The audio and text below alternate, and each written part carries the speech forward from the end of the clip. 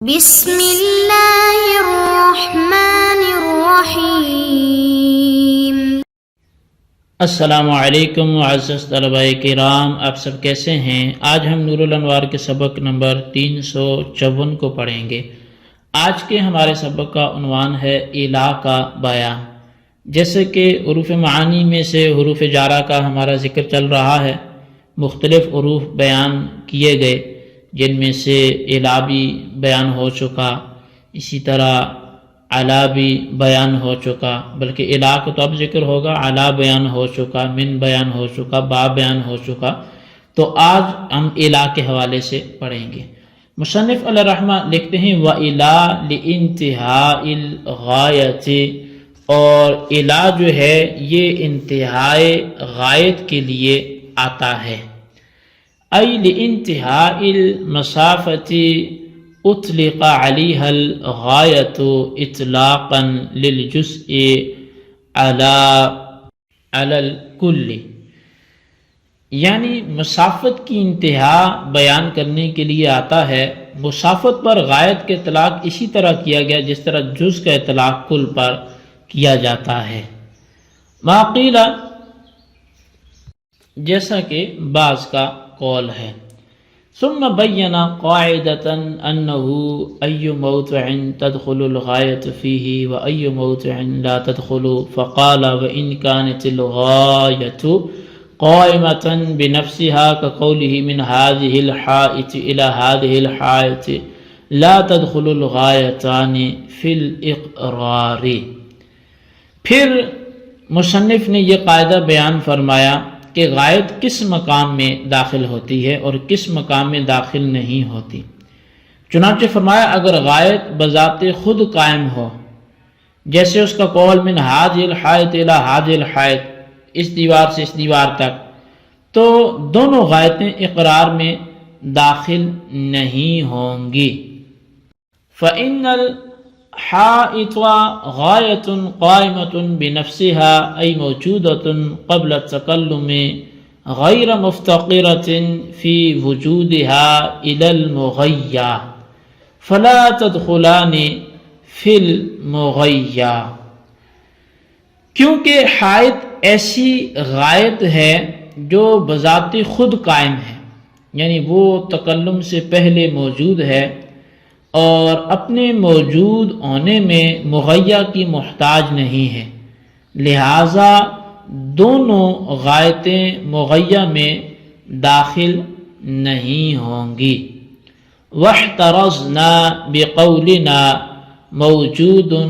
قبل التکلم عن الآجال المضروبة للدیون والثمن فی قوله بعت هذا او اجلت الثمن الى شهر او آجرته الى رمضان او الى الغد ونحوه، فإن كل هذه وإن كانت قائمة بنفسها ظاهرا لكنها وجدت بعد التکلم۔ اور پہلے ہم نے اپنے قول موجودۃ قبل تکلم کے ذریعے ان اوقات سے احتراز کیا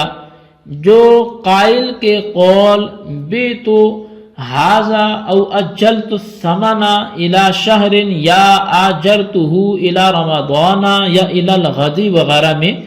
دیون و ثمن کے لیے بیان کیے جاتے ہیں، کیونکہ ان میں سے ہر غایت اگرچہ بظاہر وہ بذات خود موجود ہے لیکن تکلم کے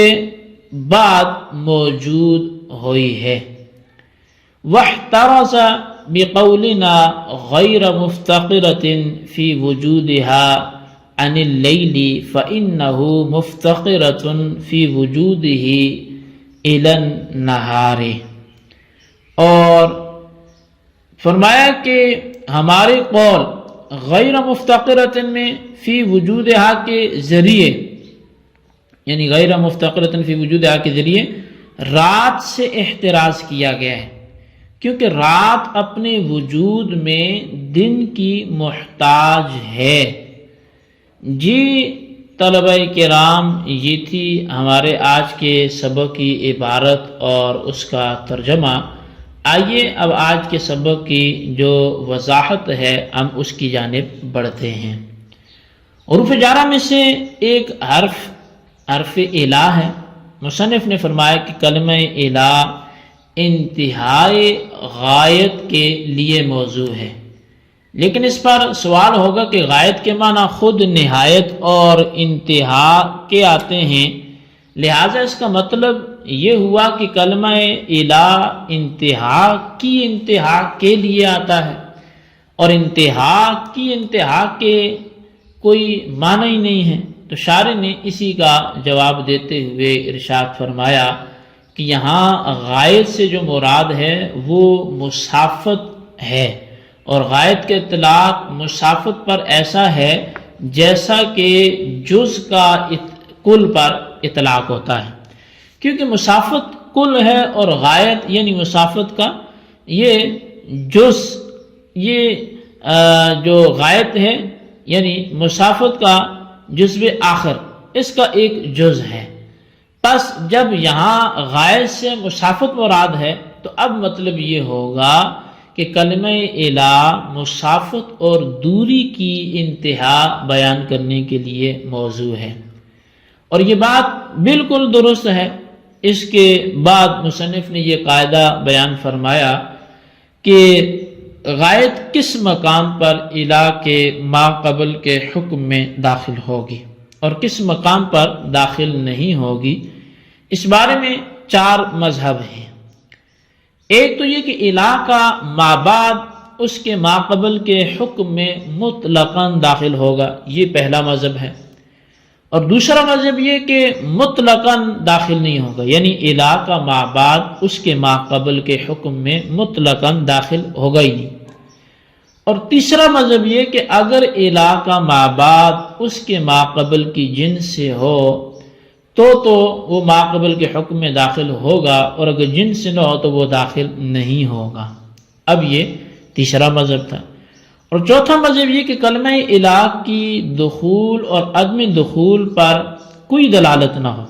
بلکہ اس کے ما بعد کا دخول یا عدم دخول کسی خارجی دلیل کا محتاج ہو۔ اب اسی چوتھے مذہب کی تفصیل بیان کرتے ہوئے مصنف علیہ رحمہ نے فرمایا کہ اگر غایت بذات خود قائم ہو، یعنی ما قبل کا جزء نہ ہو اور تکلم سے پہلے موجود ہو، اپنے وجود میں مغیّا کی محتاج نہ ہو، تو اس صورت میں غایت ابتدا اور غایت انتہا دونوں مغیّا میں داخل نہیں ہوں گی۔ جیسے کسی شخص نے اقرار کرتے ہوئے یہ کہا کہ لہو من ہذہ الحائط الی ہذہ الحائط، کہ اس شخص کے لیے جو حصہ ہے یا جو زمین ہے وہ اس دیوار سے لے کر اس دیوار تک ہے، تو یہ دونوں غایتیں یعنی مبدأ اور منتہا، ابتدا اور انتہا اقرار میں داخل نہیں ہوں گی، کیونکہ کلمہ الہ خود تو دخول اور عدم دخول پر دلالت نہیں کرتا، لیکن اگر غایت غیر مستقل اور مغیّا کے تابع ہوتی تو مغیّا کے حکم میں داخل ہو جاتی، مگر جب یہاں غایت مستقل ہے اور دوسرا کوئی سبب موجود نہیں ہے تو دخول کی دلیل متحقق نہیں ہوئی، اور جب دخول کی دلیل متحقق نہیں ہوئی تو غایت مغیّا کے حکم میں بھی داخل نہیں ہوگی۔ اب شارح فرماتے ہیں کہ ہم نے موجوداتن قبل تکلم کی قید لگا کر ان اوقات سے احتراز کیا ہے جو دیون اور سمن کے لیے متعین ہوتے ہیں، جیسے کہ بیت و حاضہ و اجل تو سمن الی شہر میں شہر، اور آجر تو الی رمضان یا الی الغد میں رمضان اور غدن، کیونکہ ان میں سے ہر ایک غایت اگرچہ بظاہر بذات خود قائم ہے اور اپنے وجود میں مغیّا کی محتاج نہیں ہے، لیکن تکلم کے بعد موجود ہوئی ہے، حالانکہ عدم دخول کے لیے غایت کا قبل تکلم موجود ہونا ضروری ہے، اور غیر مفتقرۃ فی وجود کی قید لگا کر رات سے اور مرافقن سے احتراز کیا ہے، کیونکہ رات اپنے وجود میں دن کی محتاج ہوتی ہے اور مرافق اپنے وجود میں ایدی کے محتاج ہیں، یعنی مرافق سے مراد کوہنیاں وغیرہ وہ اپنے وجود میں ہاتھوں کے محتاج ہیں۔ رات اپنے وجود میں دن کی محتاج اس لیے کہ رات وہ زمانہ کہلاتا ہے جس کی ابتدا غروب شمس سے ہوتی ہے، بس رات غروب شمس کی محتاج ہے اور غروب شمس دن کا محتاج ہے، کیونکہ دن کے بغیر غروب ممکن نہیں ہو سکتا، اور محتاج کے محتاج ہوتا ہے، لہذا رات اپنے وجود میں دن کی محتاج ہوگی۔ اور مرفقن ید کا محتاج اس لیے ہے کہ مرفق ید کے بغیر موجود نہیں ہو سکتا، لہذا مرفق بھی ید کا محتاج ہوا۔ جی طلبہ کرام، یہ تھی ہمارے آج کے سبق کی عبارت، ترجمہ، اس کی وضاحت۔ اس کو اچھی طرح سمجھیں، اس کے خلاصے کو نوٹ کریں۔ یہ سبق ہمارا مزید بڑھے گا، کچھ قیود کے فوائد وغیرہ ذکر ہوتے رہیں گے۔ آپ جہاں تک جتنا ہو گیا اس کو یاد رکھیں، اس کے خلاصے کو رجسٹر پر لکھیں، بالخصوص ان سوالات کے جوابات دیں۔ سوال نمبر 1 یہ ہے کہ علاقہ ما بعد اس کے ماقبل کے حکم میں کس وقت داخل ہوگا، کس پر نہیں ہوگا۔ اس پر 4 مذاہب، ان کے ساروں کے نام تحریر کریں، موقف تحریر کریں۔ اور سوال نمبر 2 یہ ہے کہ غیر مفتقرۃ فی وجودہا کی قید لگا کر کس چیز سے احتراز کیا ہے، اس کی وضاحت کریں۔ اللہ تبارک و تعالیٰ سے دعا ہے جو کچھ ہم نے پڑھا سنوں سے یاد رکھنے کی توفیق نصیب فرمائے۔ آمین بجاہ نبی الامین صلی اللہ علیہ وسلم۔